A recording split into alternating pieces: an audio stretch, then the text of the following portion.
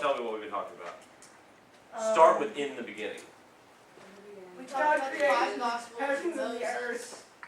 No, not from Sunday. From Wednesday night stuff. Oh. Which you haven't been here as much, so the pressure's off you, Graham. It's the girls that have to pick up the slack. I don't. But you should know in the beginning, like, what God happened. created the heavens and the Okay. earth. You already said that. Okay, what happened after that? They sinned. They sinned, right? So you have the fall of man and the separation that's created. Then what happens? God comes down to save man. Okay, you're fast forwarding really, really far in the future. We're building towards that. Jesus was born. Before that, remembering what we talked about on Wednesday night. The fall of man, separation of God, and then what does God do? Okay, what does God do first though? He's going to... He's going to... Because remember we've been talking about is the nation of Israel a lot, right? So what is the first thing he's going to do? Before they become even slaves in Egypt. Oh, the promised land. Oh, No. he has to choose a people first though. So who does he choose? Jews. Yes, but who is the father of the Jews? Moses. What were you Abraham. saying? There you go, Abraham. Good. He chooses Abraham, right? And that's where he gives the promise. He says, I'm going to make you into a great nation, and all your descendants will be as numerous as all that stuff, okay?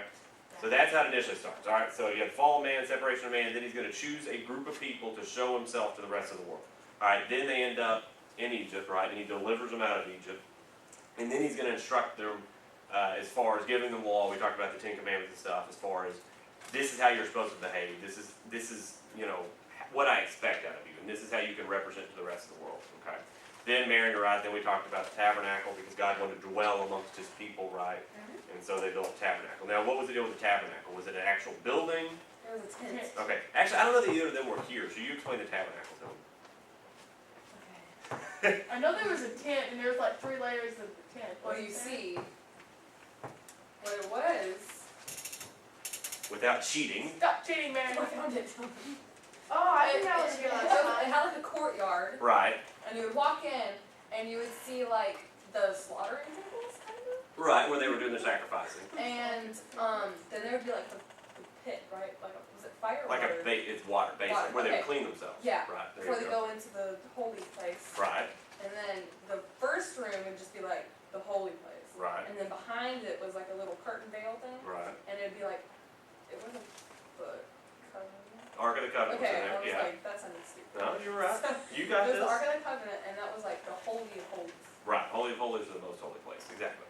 And Good, that's so it. there you go. And that's where God dwelled, was in the most holy place of the Holy of Holies. Got it. Alright, so Good God was job, dwelling man. amongst His people. Alright, so then we talked about that, and then eventually, at that time, they're just wandering around out in the wilderness. And then last week, or a couple weeks ago, we talked about God finally making them into a kingdom. Because before that, they were still just kind of wandering around, and for a long time, they just had judges that were ruling over them. Which this actually kind of goes with what Scott's been preaching on Sunday mornings, because he's been talking about how they were wanting a king. You'll remember that from Sunday, how they wanted a king. Before that, they didn't have a king. So then they finally get a king. Who was the first king? Saul. Saul, good. Yes. Saul was Good the job, first king. man. Good job. Mayor's on a roll. All right, so Saul was the first king. Who was the second king? David. Good. Who's Oh my third? gosh. Who's third? There's third. There was a lot more than 3. No. Who was David's son? No. Starts with an Jesse S. Jr. Jesse was David's Joel. father. Starts with an S. Saul? Paul? Samuel? Samuel? I was thinking Sam. Samuel was a prophet, or yeah. No. He was very wise. Saul. Solomon. There you go, Solomon. I Okay, said good. Saul. Okay, so that kind of gets us kind of what we've been talking about to this point. And what we're going to talk about today is it's actually a couple hundred years after David and Solomon. And at this point, the nation of Israel has sinned, and now they're going to have to deal with the consequences of their sin. So that's what we're... Do what? No, those No, are the plagues are Egypt. Egypt, remember? Duh. Remember, that's the way God drives is able to deliver His people, because He scares the Egyptians, basically, because He sends frogs and all that other stuff. So, alright, anyways, but that kind of brings us to what we're going to be talking about today. Is we're going to be dealing with consequences of our actions, because a lot of times, especially in our society today, we decide that we can do whatever we want and we don't have to face up to consequences. We had And this that's- conversation Sunday. Well, if who's right, then Well, yes, but this is specifically like people decide they can go out and do whatever they want, and then they don't have to answer for their consequences. And the truth is, at some point, it is going to catch up with you, even if you can avoid it for a while. And so that's what we're talking about today, is consequences for our actions. Okay? All right, so get us started. What are the consequences for breaking your nose? You get a bloody You get an nose. ugly and nose. You get an ugly nose, your face may not look as good. Alright, Graham, being nice to your sister. See, the rain, see what it does to us? I know. And coffee. Alright, what are some other consequences? You have to go to the hospital. Okay, could You be. might have no surgery. Yeah, You get stitches sometimes. Fun to do. that's, Oh, we've just seen that, yes. no, I would hurt. Alright, so what are consequences for breaking a promise? Ooh. Depends what promise you made and to whom. You lose a friend. Very, yeah, But- true. But see, some promises you kind of have to make because it depends on the situation what you're in. Like if someone like promises, like says, "I promise you promise you won't tell anything," and they end up like saying, "I'm gonna kill myself," you kind of have to break the promise. Okay, yes. I Just don't. understand what you're saying. Those are Yeah. extreme cases. In general, though, if you tell somebody you're going to do something, you're supposed to do it. I know what you're talking about. Those are extreme cases. All right, what are the consequences for breaking rules at school? Depends what rule. Does everything have to depend on something? Yes. Yes. Just give a generic, or give a You in get general, trouble. in general Your terms. teachers get pissy. Okay, well, Here we go, give not that the word. best word choice sorry. there. This is the second not time the- you've said that. The second time. Yeah, Sorry. you need to work on Mhm. controlling that. Okay. Yes, but they do get upset. That's a better way of putting it. They get upset. Okay. What does that mean? You get ticked off. It means they're upset. They're angry. They're not happy. Okay. FD. Do what? No. Yeah.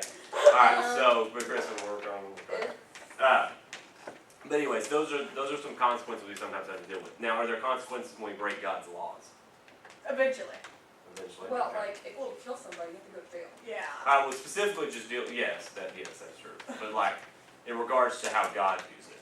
He forgives you. Yeah. Okay. Yes, He will forgive us, but that's through Jesus. But in general, are there consequences for us? Yes. Because Yeah. remember, the thing is Jesus bore our consequences. We didn't have to bear our consequences. So yes, we're forgiven through Jesus because Jesus had to deal with the consequences for our sins. So God is Jesus. Yes. So God, you're right. So Oh. exactly.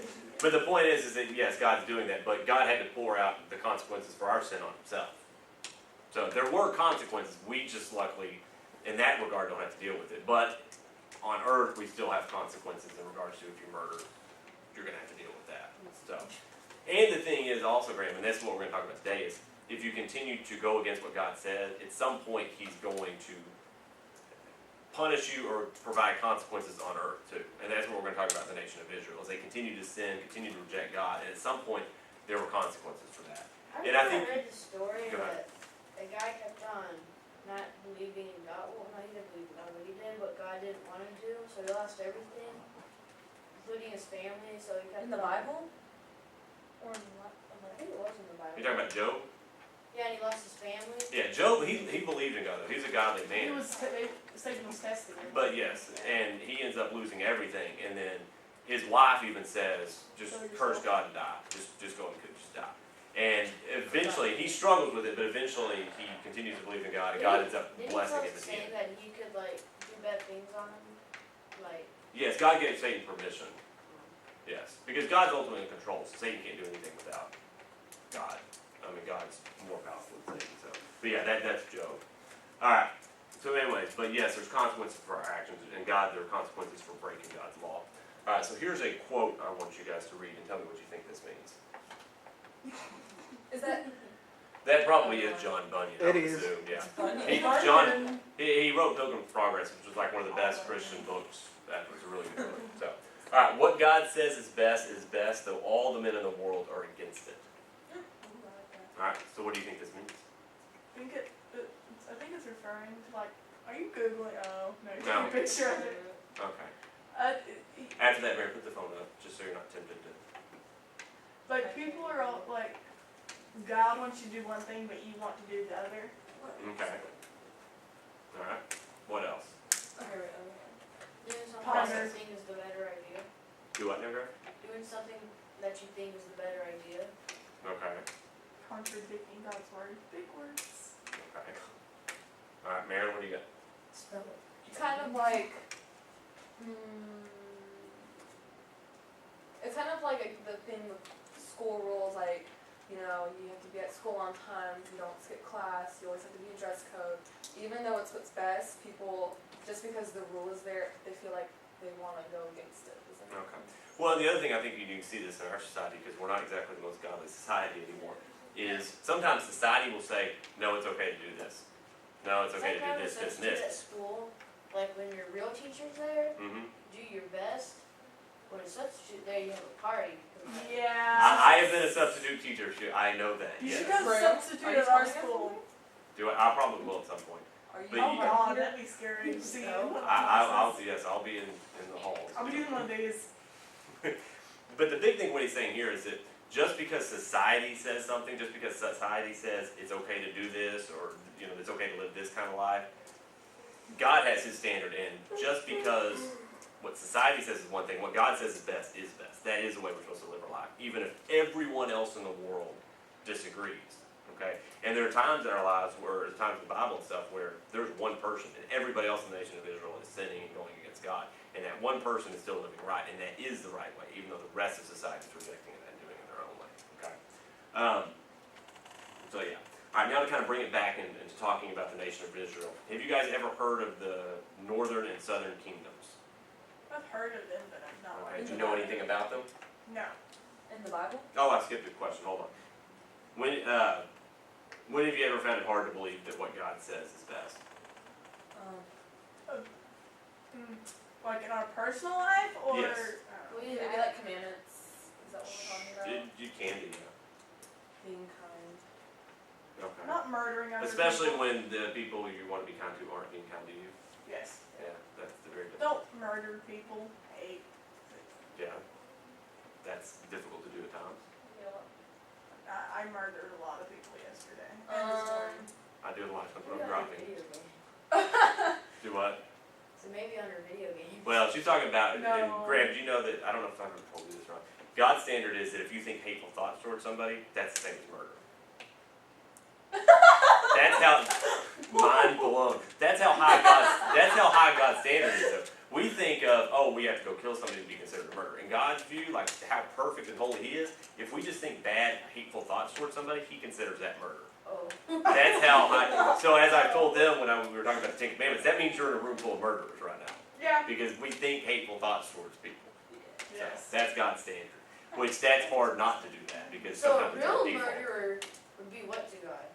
I mean, it's still murder. We're and still all real but- murderers. Yes. So I'm And just there's saying obviously more extreme. consequences for actual murder. But the Well, point we're is, actual in murderers. regards to like separating us from God, how holy and perfect he is, he views just those hateful thoughts. Like, think of it as God way up here, and actual murderers here, and just hateful thoughts is there. Like, from God's perspective, it's almost basically the same thing. Does that kind of make sense? It's obviously, yes, real murder is worse, but when compared to God's standard, even that little sin still is really, really bad. I know that at school. Do what? I'm a murderer. You're a murderer? Hi, my name's Krista, and I'm a murderer. Alright. So yeah, but I think a lot of times it's whenever it's something that we really want to do, like we'll serve God and do what he wants us to do and agree with him until it's something that we really want to do. And then it's like, well, I don't really believe that that's what's best because this is what I want to do. Okay. Alright, so anyways, moving on, bringing it back to Israel, back to my other question is, have you guys ever heard of the northern and southern kingdoms? I could never know what. Okay, you don't know anything about them? Okay, nothing? Okay. What happens after Solomon dies? The nation of Israel splits, okay? And you have the northern kingdom of Israel and the southern kingdom of Judah, okay? And, But like in reality, right now, that's all Israel, correct? well, you have Palestine. Oh, yeah, never But this is still more or less where, I mean, like Jerusalem, wherever it's at, it's divided and, I don't Is know, that river divided? Palestinian. Do what? That big river, does it divide it? The Mediterranean? What? The big river? This is That's the Mediterranean. That's the Mediterranean No, Sea. I'm talking about No, it doesn't divide. It goes in the middle of Israel. that big. Yeah, that's all part of, which I don't remember. Do you know the actual boundaries currently? Who knows?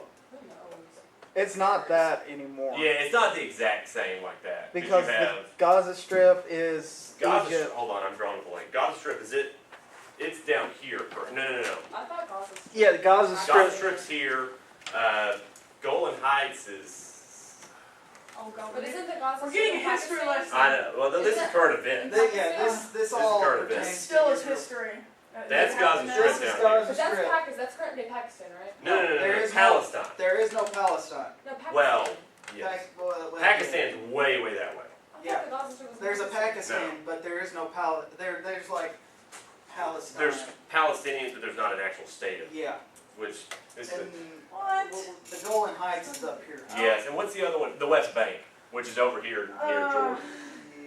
Yeah. And you have like modern day Syria's up here, and then Egypt's down here, and but anyways, yeah. Yeah, the whole bunch You can't But leave there's a- history till the. Well, like I said, this is part of it, but it's really complicated because like the Palestinians want their own state, but they don't actually have their own country, so they're kind of just refugees, kind of in Israel, but then they're kind of in Syria, they're kind of in Jordan. Yeah, And and so- this all, and the thing is the current events will play into end time prophecy. True. That's why you have to keep up with it, because if let's say we talk about Revelation, you have to. Revelations. So anyway, but nonetheless, like modern day Jerusalem, that's where it's at. So okay, so that gives you that's a basic idea. And yeah, this is the Mediterranean Sea over there. So anyways, but yeah, you have the northern kingdom of Israel, and its capital is Samaria, and in the southern kingdom of Judah is where the capital is in Jerusalem. Okay, and basically after the kingdom splits, they're going to continue on for about 200 years. The two kingdoms split.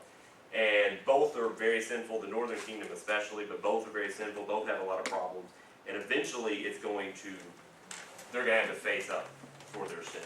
And what happens is God allows, basically he removes his hand of protection from them, and the Assyrian Empire, which is up and to the right, it's going to come down and it's going to invade Israel and take over, okay? And for a while they just continue on as like a part of the Assyrian Empire, kind of like Texas is a part of the U.S., and for a while it goes like that until the king of Israel tries to make a deal with Egypt to throw out the Assyrians. And of course the Assyrians aren't a big fan of that, so they throw him in jail and they just completely destroy the northern kingdom of Israel. It's basically wiped off the face of the map. And they actually have for a while in the capital city of Samaria, they actually sieged the city for 3 years. Like they're inside the walls and they're surrounding it where they can't get in and out for 3 years like that.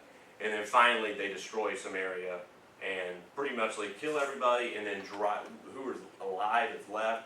They drive to the ends of the Assyrian Empire because they don't want them. Because like if they leave them all in the same place, they're more likely to revolt or something.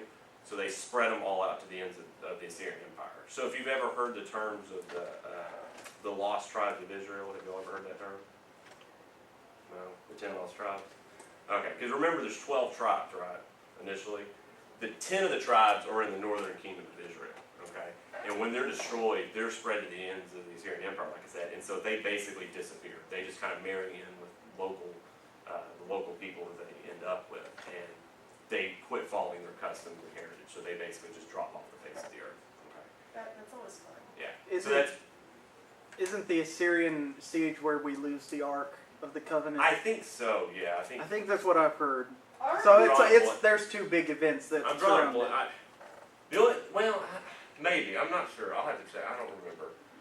I also, Maybe could be. I also heard like they know where the Ark of the Covenant is, they just can't get to it. Well, there's a lot of different rumors. Supposedly, I've heard one that say it's in a. It's in a monastery. There's one. There's like two out there. I've heard one that's in Ethiopia. Yes. I've heard Yes. one That's the like one that's- Muslim territory. Yeah, there's one that's in Ethiopia, and like these little Ethiopian monks guard it. Yeah, and they won't don't let in to anybody see in. it.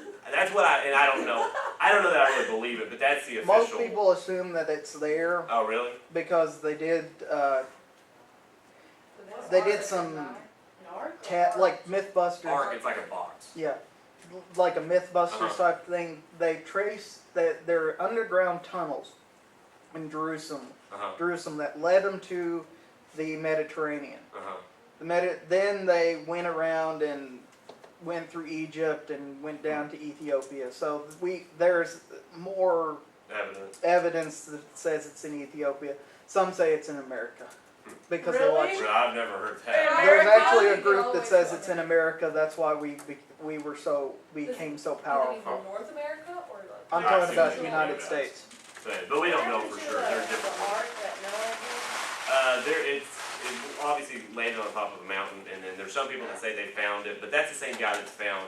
The guy that found the Ark of the Covenant, found every biblical piece of artifact you could find, he's Because he found. totally found all So that. I'm a little skeptical. It's possible, but I am a little I skeptical. mean, you can look up Ark on Google, but that can always be done. Yeah. Do what, Graham? I was wondering if it crashed or like. Well, it rested on top of a mountain, and the water receded, and then Cracked it out. open. So, but anyway, one other thing I want to real quick. Y'all heard of the Samaritans, right? Okay, do you remember that was the ones that the Jews didn't like at all in the New Testament? Oh, yeah. Right, because that was Yeah, one and like the the Good Good Samaritan. Samaritan. Right, and that was the big deal is that he stopped and helped the Jew even though they hated each other, or were supposed to.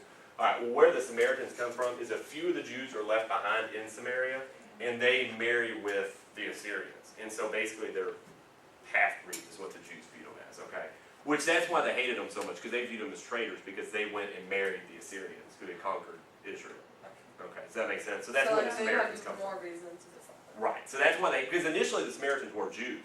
It's just that they married the Assyrians, and so the Samaritans they talked about in the New Testament, that's the descendants of the people who married the Assyrians. Okay, so that's where they come from. Okay. So anyways, that kind of gives us, okay, yeah, that gets us up to date with where we need to be. All right, so turn to 2 Kings chapter 7, and Brian will put it up on the board too. All right, starting in verse 7. Does anybody want to read it?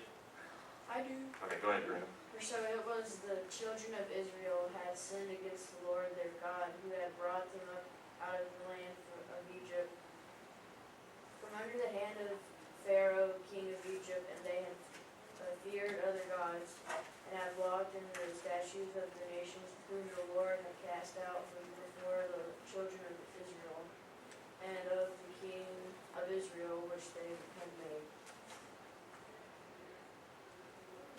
Also the children of Israel secretly did against the Lord their God things that were not right, and they built for themselves high places in their cities, from watchtower to Fortified. fortified city. They set up themselves sacred pillars, and wooden images on every high hill and under every green tree. There they burned incense on all the high places, like the nations whom the Lord had carried away before them, and they did wicked things to provoke the Lord to anger.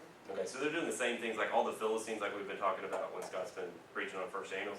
They drive all them out and they conquer them, and then they're actually picking up and doing the same things they did as far as worshiping idols and doing all that type of stuff. So even though they have the one true God who conquered all the rest of them, they're going to actually pick up and do those practices. So you see, that's one of the reasons why it's going to be angering God so much. In verse 7, one of the translations even says, this disaster, which actually the translations in your book, and it's talking about what we talked about with the siege that took place, okay?